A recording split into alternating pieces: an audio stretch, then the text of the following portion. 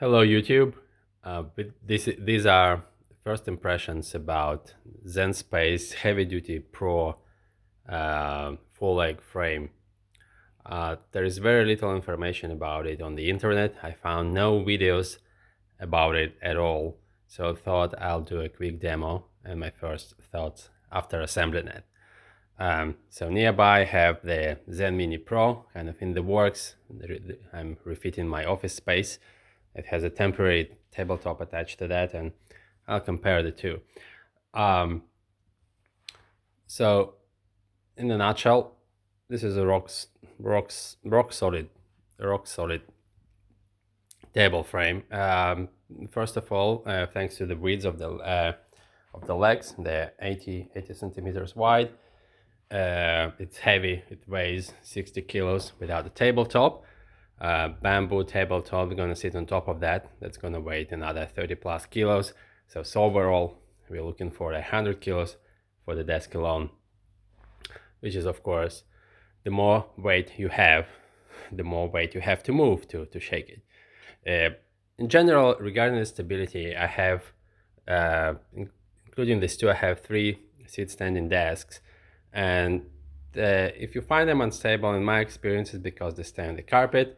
Every carpet have that soft spongy substrate that makes it feel plush and nice to walk on, but essentially it makes your desks less stable. And the easy way to check it is actually you stand on your foot, on the desk foot, and it makes the desk rock. So this is how you can quickly check that it's your carpet and not the desk. Having said that, again, because of the wider legs and more weight, this one is much more solid than, let's say, Zen Mini Pro. Again, this is not to say anything bad about Zen Mini Pro. It does what it says it do, and if you put both of them on a concrete slab, which I did for my tests, they both have very stable frames. The good things, again, very stable, very substantial. It's 4 motors, but for motors, it's very quiet. Just give you a demo.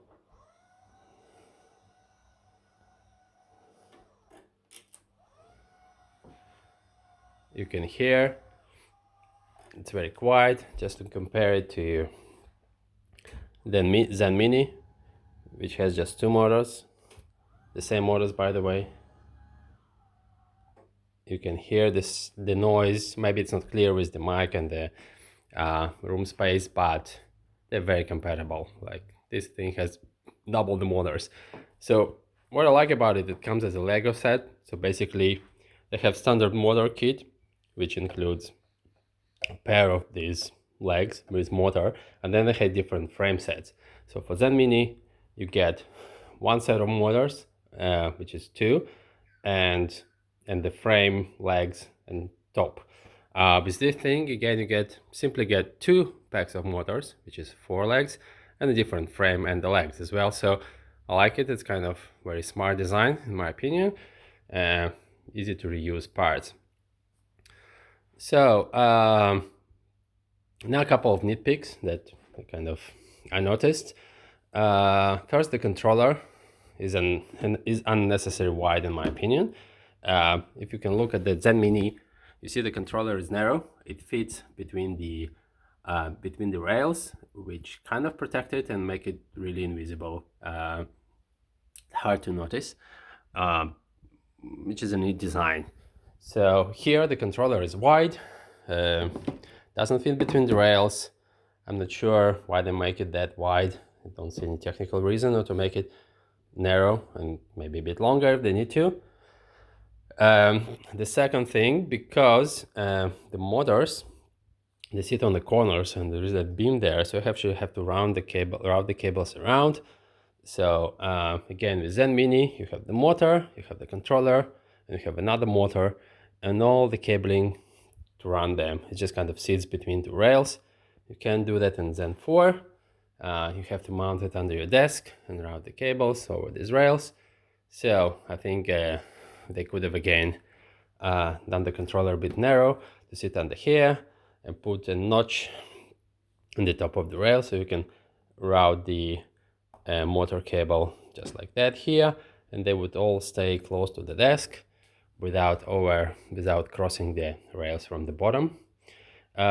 If you have assembled Zen Pro frames, you can basically see that this top is just 3 frames mounted together. You can see the holes, the same kind of mounting holes for the leg in the middle of the rail, which of course are not used. There's nothing wrong with that, just curious how they reuse the same components again to build this guy, which is great in my opinion. Another nitpick is that it has 7 mounting holes at the back, but only 1 mounting hole at the front, and same here. Right, so basically when you mount your desk, you have plenty of points to anchor it from the back, but only one here. So in a way, again, it's a bit stretch, but if you try to move your desk left to right, so when it moves left in this case, the leg will try to go down, right? And you have only one anchor point here. I doubt it will be a serious big spot, but I think for the matter of distributing the load and proper design, I would weld a couple more holes here, so it would have three mounting points for the desk, for the tabletop at the front.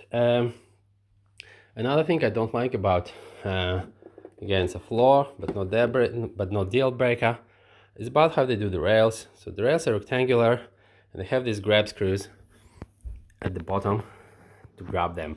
There are 2 problems. First, the grab screws, the moment you screw them in, they ruin the paint and leave those impression marks here. This is actually how it came, because when it comes, both these parts, they slide it in together and bolt it with the grab screws. So the moment you take this apart to assemble, you already have these markings, and because the impressions are quite deep, you can really feel them. There's not just the paint chips, it's actually a bit scratchy here.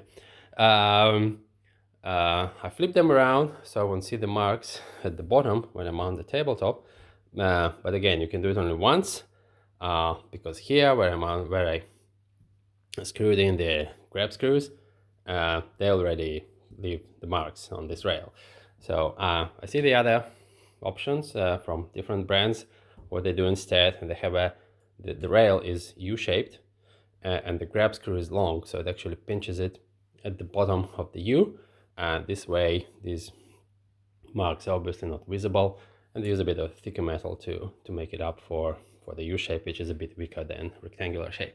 The other problem is these grab screws. They kind of small, and they a bit low quality, so the supplied Allen key, it actually can't really tighten them because it just slipped through, so I ended up using a Torx bit which fits them, and use that to tighten them. So yeah, I would say go with the proper large screws that wouldn't mess out, because if you strip that hex drive inside, it's going to be really messy to take out. You have to drill it and then tap it and use something like helicoil. So yeah, I mean, it's just small things, but this should be like a premium top of the range product, so in my book this matters. Construction wise, it's fine. All the edges are smooth. Paint is okay. There is kind of one bit runaway weld here, but again, it's cosmetic. Here again, you see there is no gap over here, but there is a gap from this side. Again, cosmetic, but I'm just bringing it out because it is a top of the range product, so in my book these small things matter. All I said, again, these are flaws, not deal breakers. Like the frame, it's very stable, very substantial. I believe it will make a great conference desk here in the middle of the room, complemented by Zen Mini Pro as a monitor desk and like laptop desk. So overall, yeah, very good job, Zen Space Pro. I hope you can uh, bump the manufacturing quality from 99 to 100%, and do something about these rails. It's the same problem, by the way, on the Zen Mini as well. Um, make a better design for the rails and grab screws, and have a narrow controller for this guy, so you can mount it in the middle and create some notches here for the routing. Overall, again, well done, solid body, and I like the Lego approach where you can basically swap the models between different racks. Another nice design feature is if you can see the motors here, they're not parallel to each other, they're kind of angled. So again, haven't tested it, but any moving parts have some tolerances, right, for the to wiggle. And because these guys are not like parallel to each other, I think it should cancel the amount of any possible free play that happens there. So again, it's hard to test it, but from my basic engineering knowledge, it should eliminate any possible free play in those legs. So well done on thinking on that as well. Again, so these are my first impressions. Probably in several months' time, once it's all done, assembled, and used for a bit, I'll issue a proper review on this desk, because again, there is very little information, and so far it looks like a very solid solution if you want a big, stable seat stand desk. Cheerio.